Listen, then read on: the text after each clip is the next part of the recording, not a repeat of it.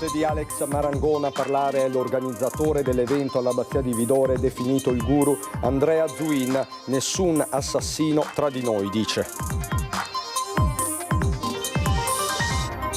Il femminicidio di Giulia Cecchettin, non ci sarà udienza preliminare per Filippo Turetta, doveva presentarsi in aula il 16 e il 18 luglio, ma andrà direttamente a processo.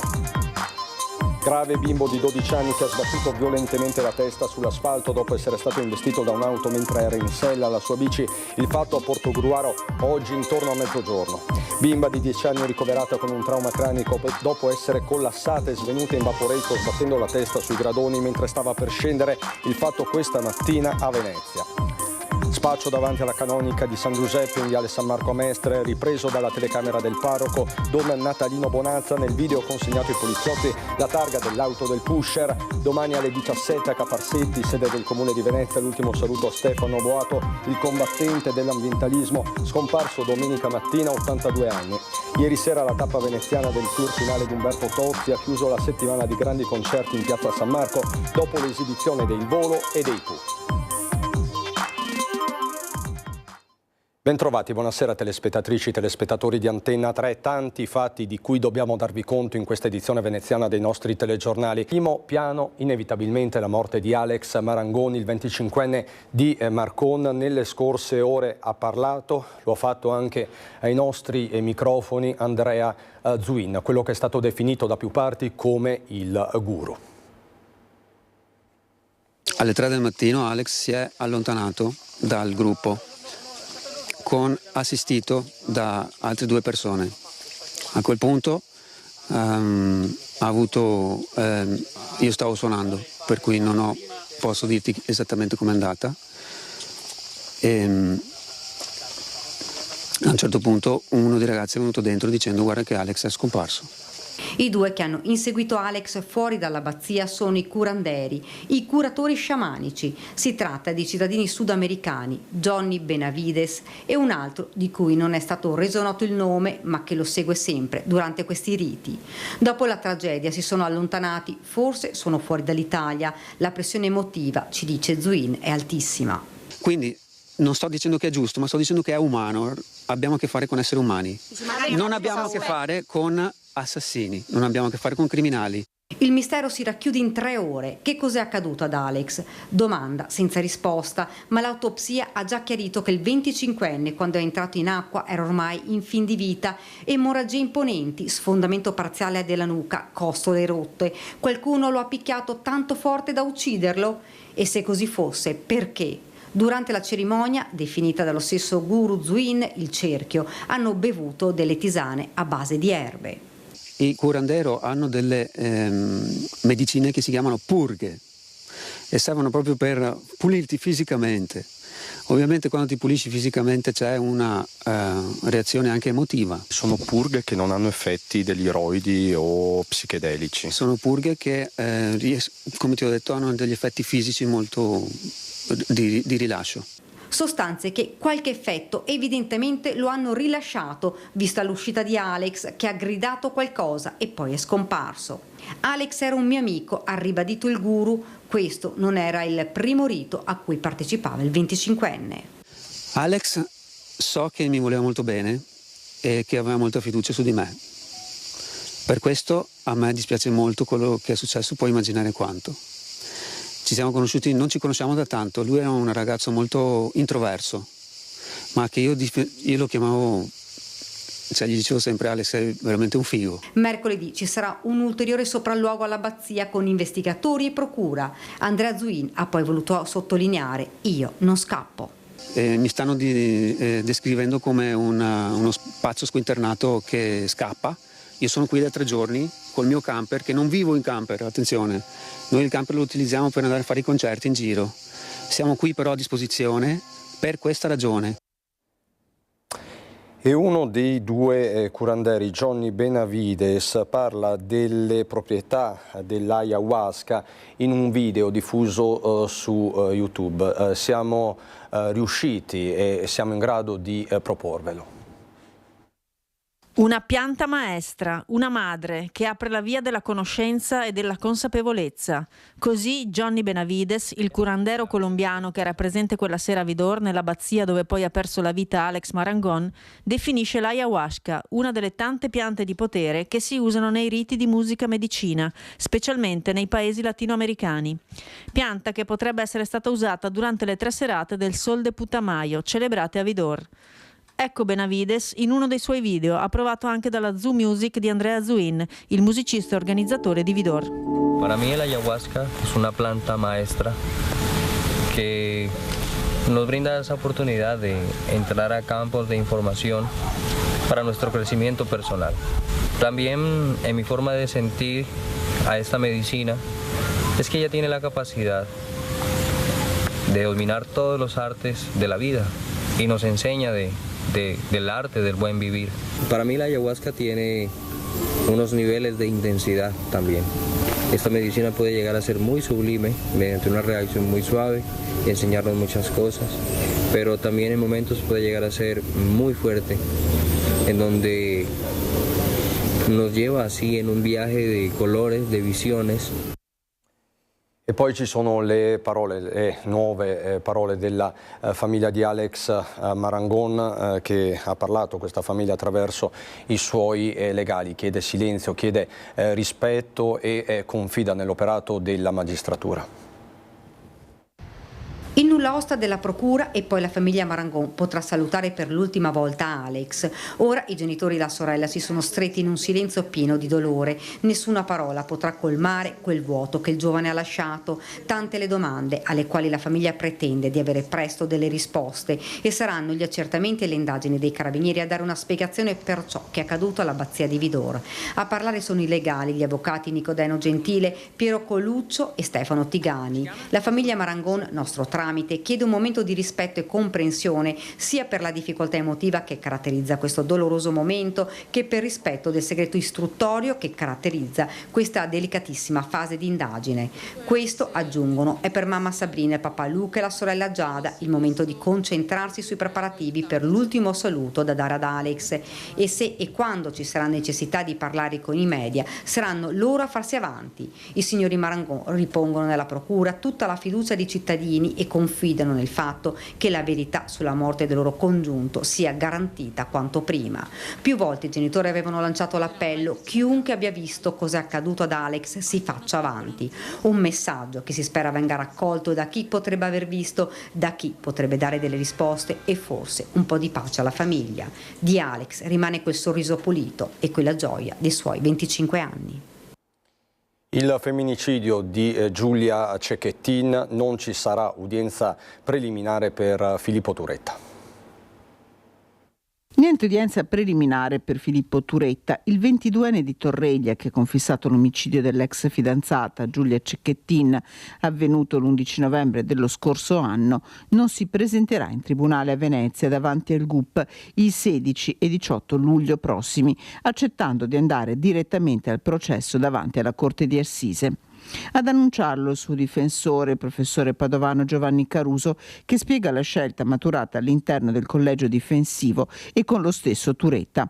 La decisione, ha spiegato, consegue ad un percorso di maturazione personale del gravissimo delitto commesso e alla volontà che la giustizia faccia il proprio corso nei tempi più rapidi possibili e nell'interesse di tutti. Sul fronte della difesa, l'avvocato Caruso ha anche precisato che non sarà chiesta per l'imputato la perizia psichiatrica.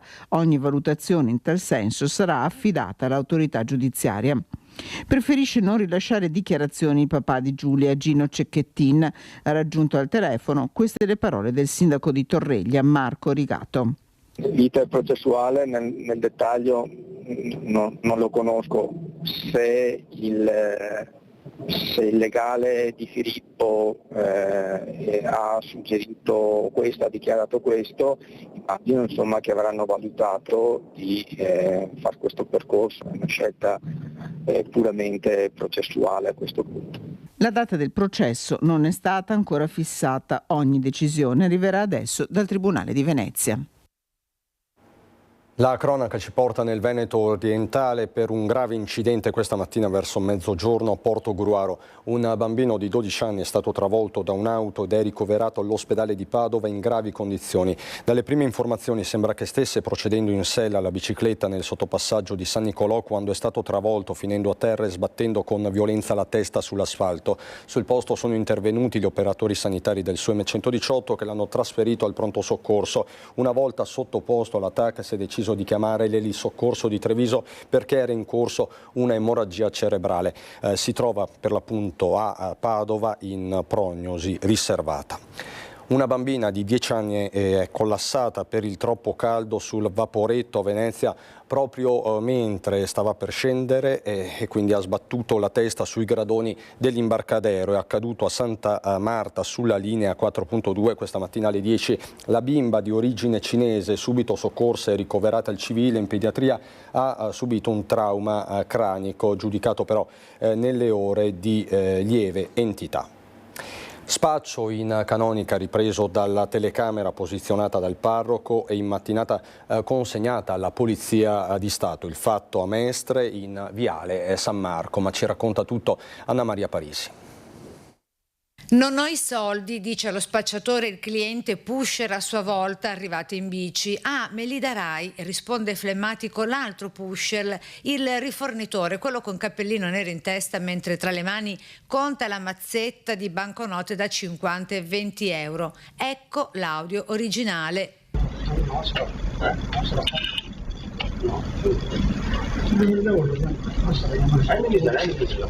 Siamo a Mestre, in Viale San Marco, alla canonica della chiesa San Giuseppe, a 2 passi da San Giuliano, direzione Venezia. Già nelle mani della polizia la targa dell'auto del pusher, impressa e indelebile nei filmati, così come i volti dei 2 giovani, dall'aspetto 20 anni o poco più.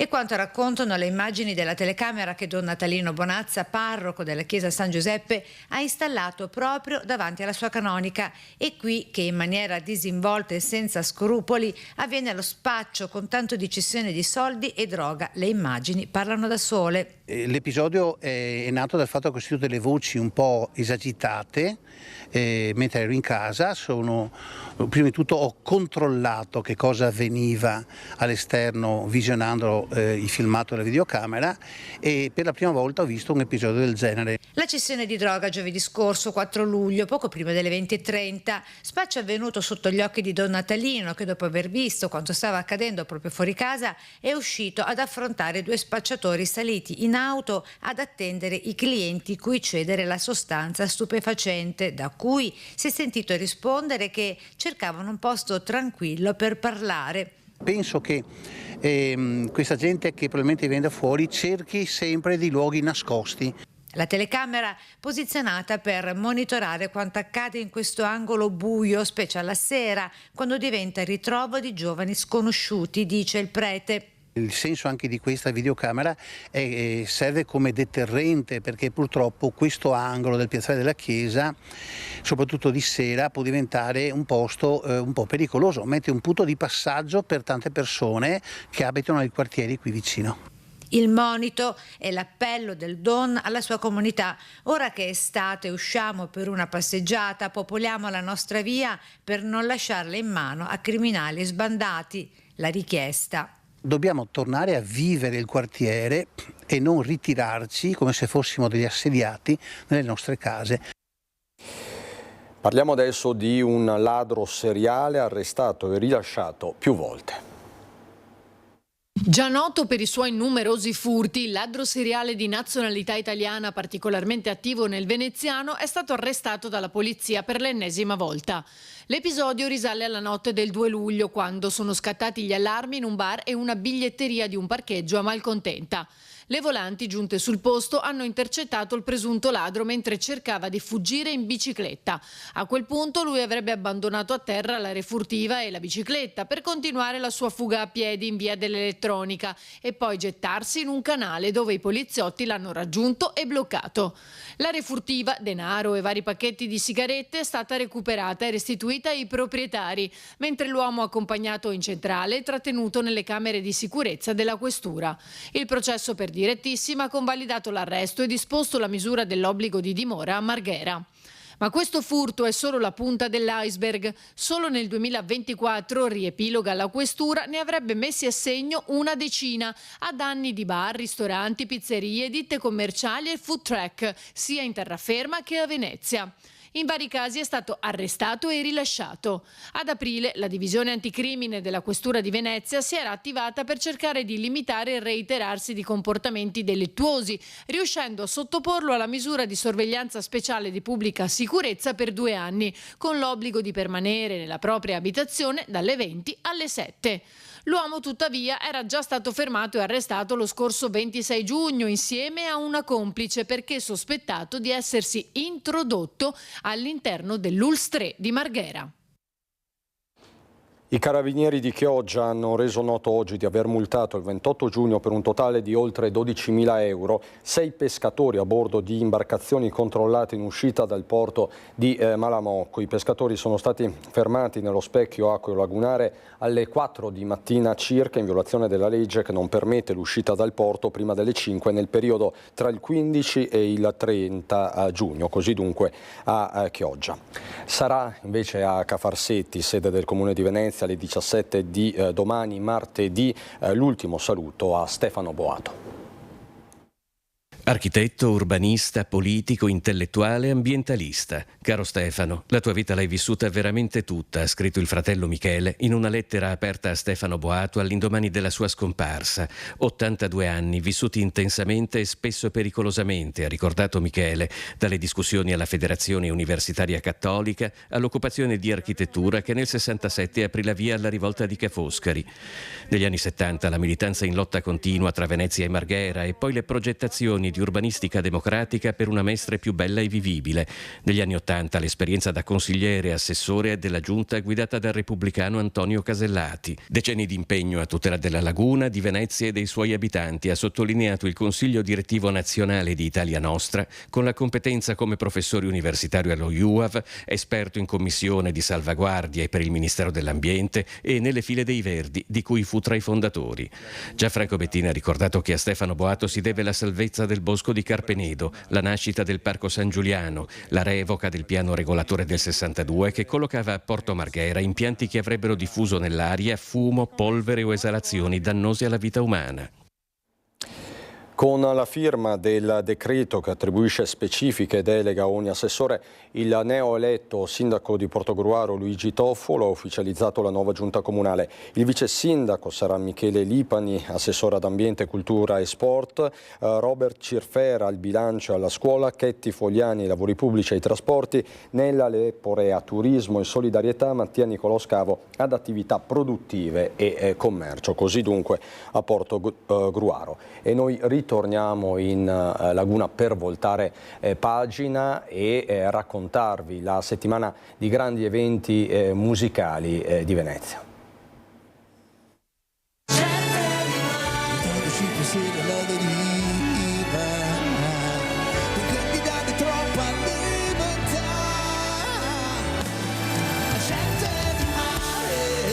Tra gli applausi e i cori di un pubblico infiammato in una piazza San Marco magica, Umberto Tozzi ha chiuso la settimana di concerti a Venezia, cantando sulle note dei grandi successi che hanno segnato i suoi 50 anni di carriera. Dopo l'apertura con Notte Rosa, la tappa veneziana della tournée mondiale con cui il cantautore torinese dirà addio alla scena live è proseguita con pezzi indimenticabili.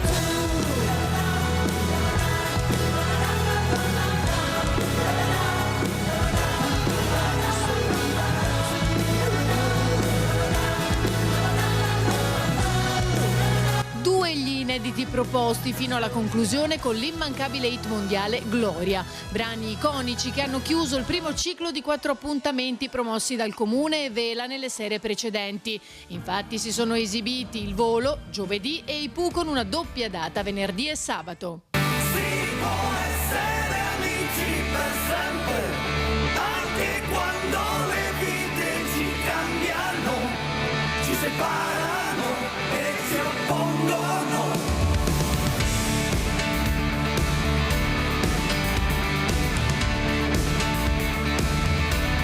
La musica in Piazza San Marco torna a essere protagonista sabato 13 luglio con il coro e l'orchestra della Fenice che nel centenario della morte di Giacomo Puccini incanteranno il pubblico con un programma a lui dedicato. Dalla musica allo sport ha presentato ufficialmente il nuovo mister del Venezia, Lido, il primo abbraccio dei tifosi.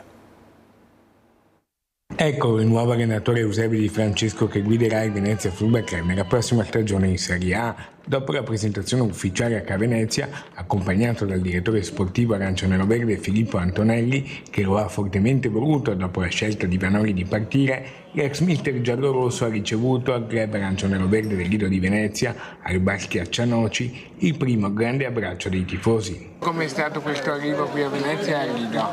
È molto bello. Venezia è unica sotto tutti i punti di vista e mi auguro che sia unica anche a fine campionato. Che obiettivi hai per la prossima stagione? L'obiettivo che non sono magari riuscito a ottenere l'anno scorso, quest'anno con Venezia ci tengo veramente a raggiungere la salvezza. E come hai trovato questo primo impatto con la città, con la società? Lo senti anche tu, ottimo, no? Per quello abbiamo voglia di dimostrare che siamo una squadra competitiva e che ce la possiamo giocare con tutti. Come sarà il tuo Venezia? Un aggettivo, una parola? Coraggio prima di tutto e resilienza a seguire, che è quella che ci deve essere all'interno di questa squadra. Insieme a Di Francesco erano presenti al Lido anche i suoi stretti collaboratori. Ora la squadra si sta allenando in montagna a Falcade e nello staff tecnico c'è anche il grande ex capitano Marco Modolo, che dunque continua con un altro importante ruolo, la sua avventura con il Venezia. Tra i tifosi c'è un forte entusiasmo attorno alla squadra, come conferma il presidente del club arancione-verde Gino Puntar. È un uomo fortunato venire a Venezia e adesso Di Francesco dovrà mantenere questa posizione. Non sarà facile, ma i presupposti ci dovrebbero essere perché l'ossatura della squadra è quella che ha vinto il campionato l'anno scorso. È tutto anche per questa edizione, subito dopo la sigla c'è il meteo, buona serata.